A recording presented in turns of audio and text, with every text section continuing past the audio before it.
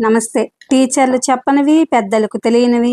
యండమూరి వీరేంద్రనాథ్ గారి విజయ రహస్యాలు next part. ఇందులో 5 సూత్రాలు. ఇవి పెద్దలకన్నమాట. ఒక స్కూటర్ డ్రైవ్ చేయడానికి లైసెన్స్, దానికి ట్రైనింగ్ కావాలి. కానీ పిల్లల పెంపకానికి అదేమీ అవసరం లేదు. నిన్నటి దాకా తల్లి చాటున పెరిగిన పాప ఏడాది తిరిగేసరికి తల్లి అయిపోతుంది.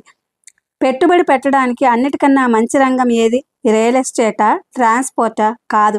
అన్నిటికన్నా మంచిది పిల్లలు. అయితే ఇక్కడ పెట్టుబడి డబ్బు కాదు, కాలం, ప్రేమ, శ్రద్ధ, రాబడి, అనూహ్యం. పిల్లల సమస్య కన్నా పెద్ద దిగులు మరొకటి లేదు కదా. ప్రతిరోజు రాత్రి డైనింగ్ టేబుల్ దగ్గర తండ్రి తన పిల్లల్ని ఈరోజు మీరు ఏ కొత్త విషయం నేర్చుకున్నారు అని ప్రశ్నించి అది చెప్పాకే భోజనం ప్రారంభింపచేస్తే ఆ తండ్రి తన కుటుంబానికి, దేశానికి, మానవాళికి ఉపయోగపడే ఒక గొప్ప వ్యక్తిని ఇప్పటి నుంచే తయారు చేస్తున్నాడన్నమాట అన్నది ఇటీవల కాలంలో నేను చదివిన ఒక అద్భుతమైన కొటేషన్. కానీ ఎందరు తల్లిదండ్రులు పిల్లలు భోజనం చేయడానికి ఇంటికి వస్తున్నారన్నది ప్రశ్న. పిల్లలు చదివే సబ్జెక్టు పూర్తిగా తెలిసి ఉండకపోవచ్చు, కానీ కనీసం రోజుకి 10 నిమిషాలు వారేం చదువుతున్నారో తెలుసుకోవాల్సిన బాధ్యత ముఖ్యంగా తల్లిదండ్రులది. తమకు ఏ రంగంలో ప్రవేశం ఉందో, తమకు తెలిసిన ఏ కొద్ది జ్ఞానమైనా సరే పిల్లలకు చెప్పాలి. వ్యాపారం నుంచి వ్యవసాయం వరకు, కోడిగుడ్లు పదకటం నుంచి రొయ్యల పెంపకం వరకు, చదరంగం నుంచి స్టాక్ మార్కెట్ వరకు, గుడి నుంచి గోటి బిళ్ళల, నాట్యం, సాహిత్యం వరకు, పద్యం నుంచి నాటకం వరకు తమకు తెలిసినదంతా చెప్పాలి. ఎకనామిక్స్ చదివించాలి. ఎలక్ట్రిసిటీ బిల్ కట్టడం నేర్పాలి. 14 ఏళ్ల తర్వాత కూడా పిల్లాడు నోట్ పుస్తకాల్లో గొడుగు బొమ్మలు, పూలు చిత్రీకరిస్తున్నారంటే వారిలో మానసిక అలజడి ఉండి ఉండవచ్చునని సైకాలజిస్టులు చెప్తున్నారు. వారి వ్యాపకాలని, స్నేహితుల్ని, సెల్ ఫోన్స్ని, నోట్బుక్స్ని పరిశీలించి స్నేహపూర్వక సలహాలు ఇవ్వాలి. ఫ్రెండ్, ఫిలాసఫర్, గైడ్లా ప్రతి ఒక్కరూ ఉండాలి. స్థలం కొనేటప్పుడు, ఇల్లు కట్టేటప్పుడు వారి సలహా తీసుకోండి. అంతిమ నిర్ణయం మీద అవ్వచ్చు, కానీ స్థలం కొనే సందర్భంలో వారి సెలక్షన్ విషయం జీవితాంతం వారికి గుర్తుండిపోతుంది. వారిని ప్రశ్నలు అడగండి. వారు జవాబు చెప్తుంటే అర్థం కానట్టు మొహం పెట్టండి. వారు వివరిస్తారు. ఆ విధంగా వారికి వివరించే కళ వస్తుంది. జీవితంలో చాలా గొప్ప ఆర్ట్ అది. నేను బిజీ అనకండి. ఈ ప్రపంచంలో అసలు ఆ పదమే లేదు. ఇష్టాలు, అవసరాలు మారుతూ ఉంటాయంతే. జ్ఞానం ఆంథ్రోపాలజీ. పూర్వకాలం తల్లిదండ్రులు పిల్లల్ని అడవిలోకి తీసుకెళ్లేవారు. చెట్టు చాటు నుంచి బాణంతో పులిని చంపడం నుంచి కొండ చివర తేనె తుట్టు కొట్టడం వరకు వారికి నేర్పించేవారు. నేర్చుకోవడంలో ఏ చిన్న పొరపాటు జరిగినా ప్రాణం మూల్యంగా మారేది. రాత్రి అయ్యేసరికి యువకులు నాట్యం చేసేవారు. వృద్ధులు పిల్లలకి తమ అనుభవాలు చెప్పేవారు.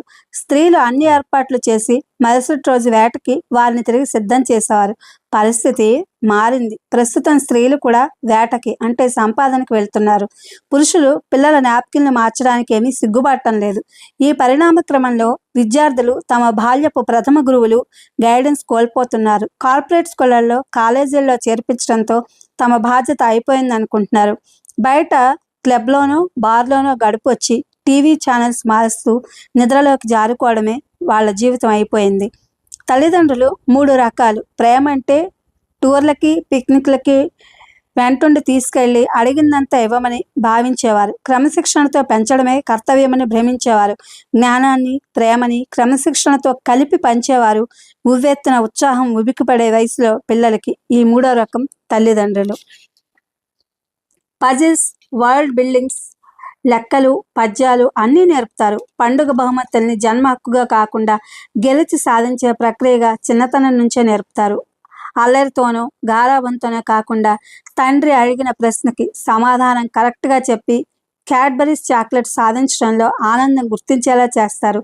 తల్లి దగ్గర నేర్చుకుంటున్న వంట ఇంటిల్లిపాదికి ఒకరోజు వండి పెట్టి చిన్న వయసులోనే మెచ్చుకోలు పొందడంలో సంతోషం అనుభవించేలా చేస్తారు.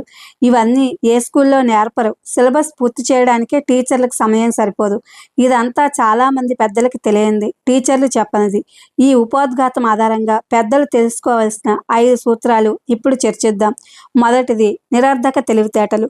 పిల్లలు ఏడవడం ప్రారంభించగానే వంటింట్లోంచి తల్లి పరిగెత్తుకుంటూ వస్తుంది. ఏడుపు మానగానే తిరిగి పని చేసుకోవడానికి వెళ్ళిపోతుంది. తన తల్లి దగ్గరగా ఉండాలంటే తాను ఏడవాలన్నమాట అన్న విషయాన్ని ఆ విధంగా పిల్లవాడు తెలుసుకుంటాడు.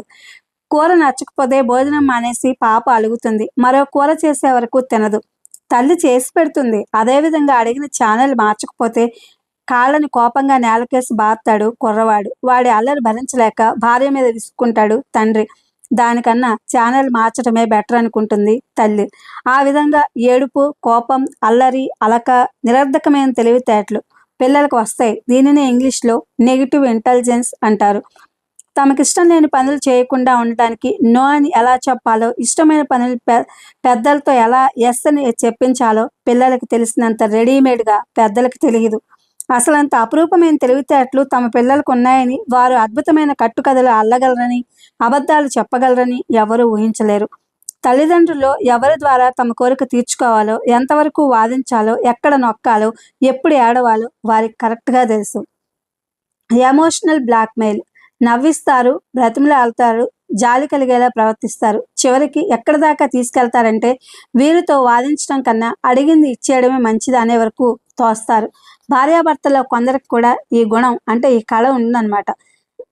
మేము ఆ వయసులో ఏమీ అనుభవించలేదు, పాపం వాళ్ళైనా ఎంజాయ్ చేయని అని భావించే కొందరు తల్లిదండ్రులు పిల్లలు ఆలస్యపు రాత్రులు ఇంటికి రాకనే పెరిగే సెల్ ఫోన్ ఖర్చులన్నీ భరిస్తారు. తల్లిదండ్రులు అభద్రతా భావాల్ని మరికొందరు పిల్లలు బాగా క్యాష్ చేసుకుంటారు.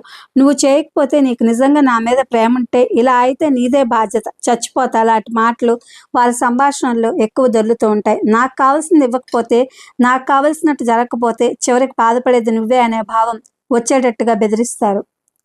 పరిష్కారం. శబ్ద సమరం కన్నా నిశ్శబ్ద యుద్ధం భయంకరమైంది. మాట్లాడరు, అలకకి కారణం చెప్పరు. అలాంటి పిల్లలతో మీ తప్పేమిటో చెప్పమని బ్రతిమలాడొద్దు. అలా ప్రాధాయపడే కొద్దీ వారు దాన్ని తమ గెలుపుగా భావించి కొండెక్కి కూర్చుంటారు. మీరు పెంకంగా ఉండాలి, అయితే ఇది వికటించే ప్రమాదం కూడా ఉంది. ఎక్కడ బిగించాలో, ఎక్కడ లూజ్ ఇవ్వాలో కరెక్ట్గా తెలుసుకోవాలి. అది మన బలహీనత అవ్వకూడదు. ఒక విషయం అర్థం చేసుకోండి, పిల్లలకి అభద్రతా భావం ఎక్కువ, అధికారం లేదు. అందుకే పాపం వారు అలకని ఆయుధంగా చేసుకున్నారు. వారి అలకల్లో ఉన్నప్పుడు కొంచెం సేపు బ్రతిమలాడకుండా ఆగి వారు వినే స్థితికి వచ్చాక వివరించడం ప్రారంభించండి. ఉత్తరం రాయడం మంచి పద్ధతి. ఉత్తరాల కల్చర్ నేర్పించడం ఉత్తమం. అలకకే కాదు, ప్రేమకి కూడా. వారి కోపాన్ని అంతెంత అర్ధరహితమో అదెంత అర్ధరహితమో విశ్లేషించడానికి కానీ వివరించడానికి కానీ ప్రయత్నించద్దు. వారి కారణాలు, గమ్యాలు వారికి ఉన్నాయి. మీరెంత చెప్పినా ఒప్పుకోరు. అలా అని నెపం మీ మీద వేసుకోవద్దు, అది మరీ ప్రమాదకరం. గతంలో వారిలాగానే అలిగినప్పుడు వారి అప్పటి చర్యని, హాస్యాస్పద ప్రవర్తనని గుర్తుకు తెచ్చి వారిని మానసికంగా ఓడించి మీ దారికి తెచ్చుకునే ప్రయత్నం చేయకండి. మీకు లొంగిపోయారు కదా అని వారి ప్రవర్తనని విమర్శించి ఎగతాళి చేయకండి. వారి అలక మీద జోకు లేకండి. వారి ఎదురుగా తల్లిదండ్రులిద్దరూ వారి గురించి నవ్వుకోకండి. నెగిటివ్ ఇంటెలిజెన్స్ ఉన్న పిల్లలు అంత సులభంగా దారికి రారు. ముందు నెమ్మదిగా నచ్చచెప్పండి.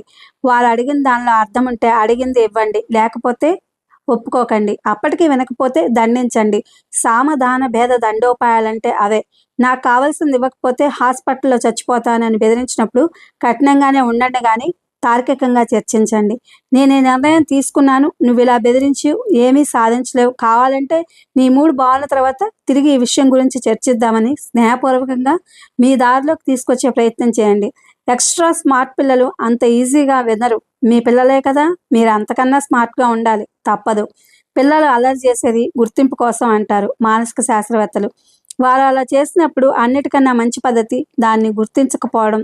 ఆట, కొట్టడం, అసభ్యంగా తిట్టడం, కఠినంగా దండించడం వారిని సున్నితత్వానికి దూరం చేస్తాయి. చెడుకి దండించడం కన్నా మంచికి బహుమతులు ఇవ్వడం వారి సత్ప్రవర్తనకి దగ్గర దారి.